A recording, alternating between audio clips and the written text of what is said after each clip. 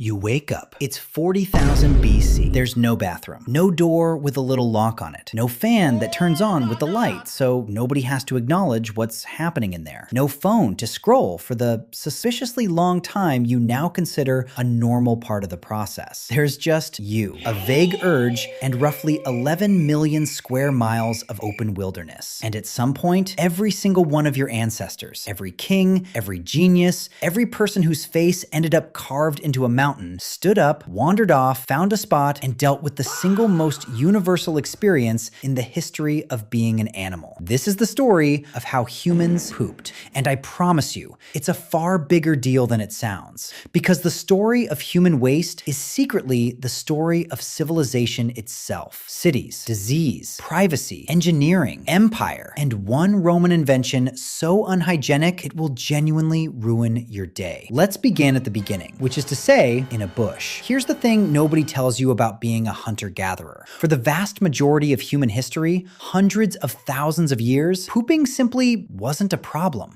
Not because our ancestors were doing anything clever, because they were doing something very simple. They were leaving. Early humans were nomadic. They lived in small bands of 20 to 50 people and moved constantly, following herds, following food. And when you live like that, waste takes care of itself. You go, you walk away, and nature quietly handles the cleanup. Think of it as the original leave no trace camping trip, except it lasted 300,000 years and nobody had a trowel. A few dozen wandering primates spread across a huge landscape produce an amount of waste the planet absorbs without breaking a sweat. So for most of our existence, the answer to how did ancient humans poop is gloriously anticlimactic. They found a spot away from where they slept, they squatted, and they got on with their day. And that squat matters more than you'd think. Humans are built to squat. It's the position our bodies default to, the one that lines everything up the way it's supposed to be. The chair-shaped throne most of the world sits on today, a very recent, very Western invention. Plenty of anatomists will tell you our ancestors had the better idea, but everything changed the moment humans stopped walking away.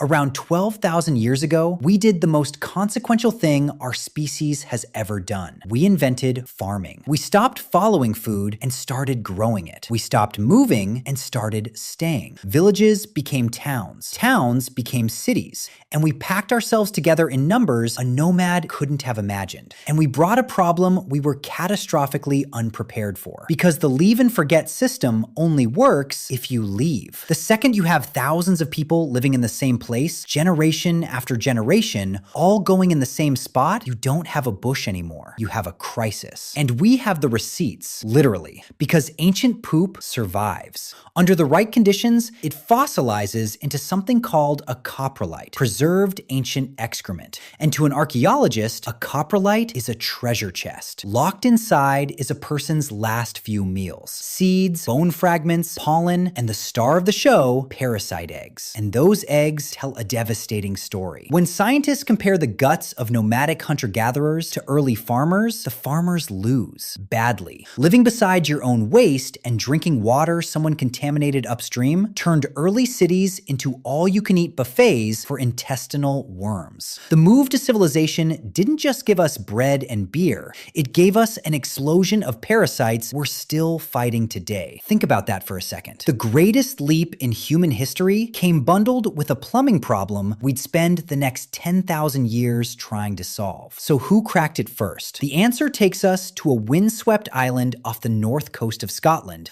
about 5,000 years ago. The site is Skara Brae, a Neolithic village in Orkney. So old, it predates the pyramids and Stonehenge. Archaeologists found stone houses with stone furniture, and in some walls, small recesses connected to drains running underneath the settlement. Many believe these were toilets, actual indoor plumbed toilets, 5,000 years ago, on a freezing island at the edge of the world, built not by a mighty empire, but by a small farming community that simply got tired of the alternative. And they weren't alone. On the other side of the planet, the Indus Valley civilization, in what's now Pakistan and northwest India, was doing something staggering. In cities like Mohenjo-Daro, around 2500 BC, many homes had their own private toilets, with waste running through clay pipes into covered street drains. Citywide sanitation, planned, engineered, maintained 4,500 years ago. And here's the part that should humble you. That level of household plumbing wouldn't become normal again for most of humanity until the 20th century. We had it. We lost it. It took us over 4,000 years to get it back. Which brings us to the Romans, because you cannot tell this story without them. And they're about to make you very uncomfortable. The Romans loved infrastructure the way we love our phones. They built the Cloaca Maxima, one of the world's first great sewers,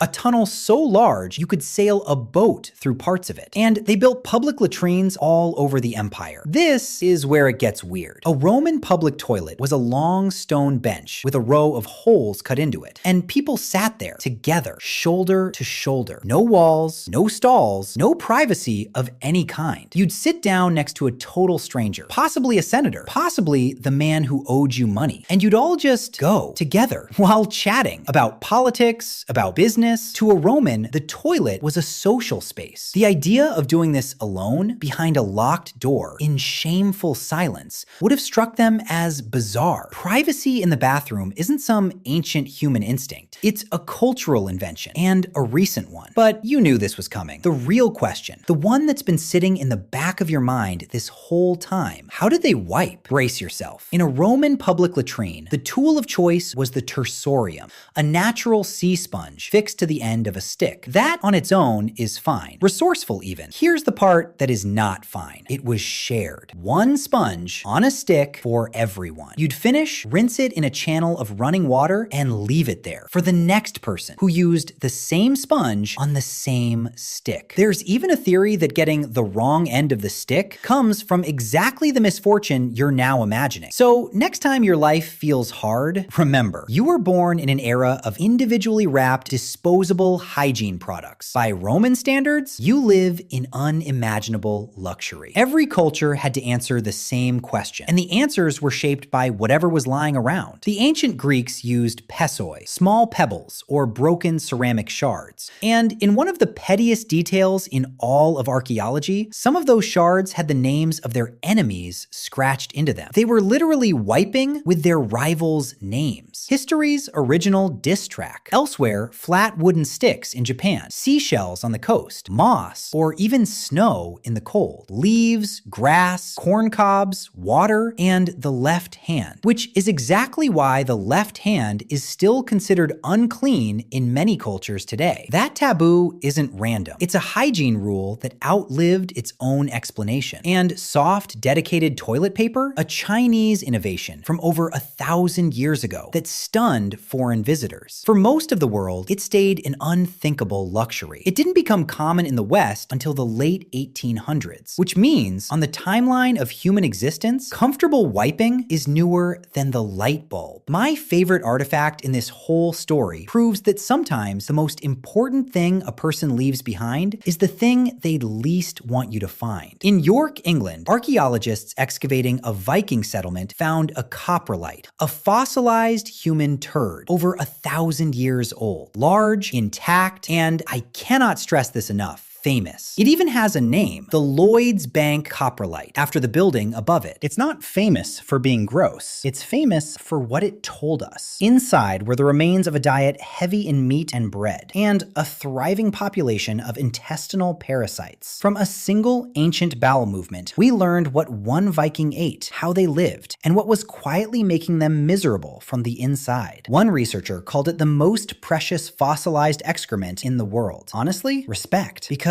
that's the humbling truth at the center of all of this. The palaces rot. The gold gets stolen. The written records burn. But the poop endures. And it tells the truth in a way kings and their monuments never do. So, how did ancient humans poop? In every way you can imagine, and several you'd rather not. They squatted in the grass and walked away. They dug pits. They built stone drains on frozen islands and clay sewers under great cities. They sat shoulder to shoulder in Roman latrines, sharing a sponge sponge and a conversation. They wiped with pebbles and shells and snow and the names of people they hated. The methods changed constantly. Whole empires rose and fell in the time it took us to reinvent the household toilet. But underneath all of it runs one unbroken thread that connects you to every human who ever lived. The pharaoh in his palace and the hunter on the savannah, Cleopatra, Aristotle, every name in every history book you've ever read. Every one of them at some point had to stop whatever they were doing, find a spot, and answer the same call you'll answer later today. It's the one experience no amount of power, wealth, or genius has ever let a single human being escape. We like to think a vast gulf of progress separates us from the ancient world, and in 1,000 ways it does. But strip away the technology, the medicine, the plumbing you take for granted, and you're still just an animal, doing the same profoundly ordinary thing your ancestors did around a fire 40,000 years ago. The throne is nicer. The sponge, thankfully, is gone. But the story is exactly the same. So here's my question for you. If you had to use their bathroom, Roman sponge, Greek pebbles, Viking pit, or straight up prehistoric bush, which one would you actually survive? Let me know in the comments. Until then, see you soon.